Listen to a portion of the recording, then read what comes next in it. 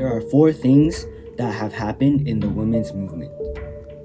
Okay, starting off in 1821, Emma Willard, who was a woman who educated herself in the matters of science and math, established the Troy Female Seminary in New York, which was a school that taught math, history, geography, physics, and homemaking subjects.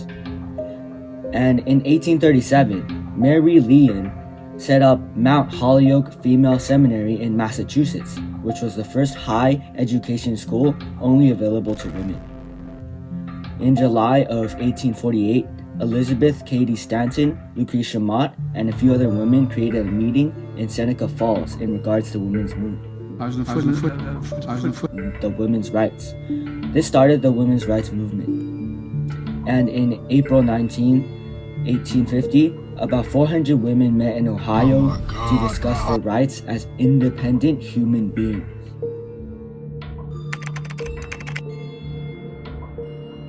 Starting off with Lucretia Mott.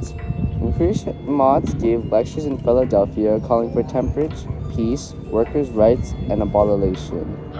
She also helped fugitive slaves and organized the Philadelphia Female Anti-Slavery Society, where she had met Elizabeth Cady Stanton in a convention in London. From there, the two women worked together for the cause of gender equality. Elizabeth Cady Stanton, mentioned before, met Lucretia Mott at the World Anti-Slavery Convention in London. They joined forces and worked together for women's rights. She and a few other women organized the first Women's Rights Convention in New York. Stanton demanded that the declaration includes a demand for women's suffrage, but the delegates thought the idea of women voting was too radical. Next up, we have Susan B. Anthony, the daughter of a Quaker abolitionist in the state of New York, took action for women's rights and temperance. She requested equal pay for women, college training for girls, and co-education, which is teaching both genders together. Susan met Stanton, mentioned before, at a temperance meeting, becoming lifelong friends and teammates in the fight for women's rights. Lastly, we have Elizabeth Blackwell. Elizabeth Blackwell wanted to pursue a career in medicine, which is a male-dominated field. Attempting this, she was rejected by over 20 different schools. Eventually, she was finally accepted by Geneva College in New York, where she studied long and hard and graduated at the top of her classes, proving herself as a competent doctor. Here are some of the things that have improved for women due to women's movement. Only men that were citizens and owned land could vote. Women couldn't vote at all. Now women and men can vote. Women were not allowed to pursue higher education such as college.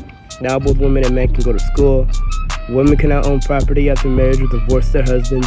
Now women can share guardianship of their children with their husbands, call for divorce if their husbands are alcoholics, and own property after the marriage. Women were restricted to a few career choices. Now women may pursue whatever career they want. We used my Legos to create a model that depicted the before and after scene of the Industrial Revolution in relation to women's rights. In the first room, which is the before room, we have a husband yelling at his wife to make him a sandwich. And there's a child standing next to a woman, which represents children being usually taken care of by the women because they were seen as more moral and just.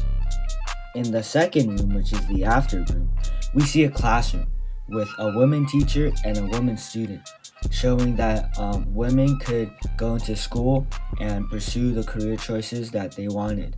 Also, the woman student is working out, which shows that she is determined to make her goals come true. Thank you for listening to our presentation.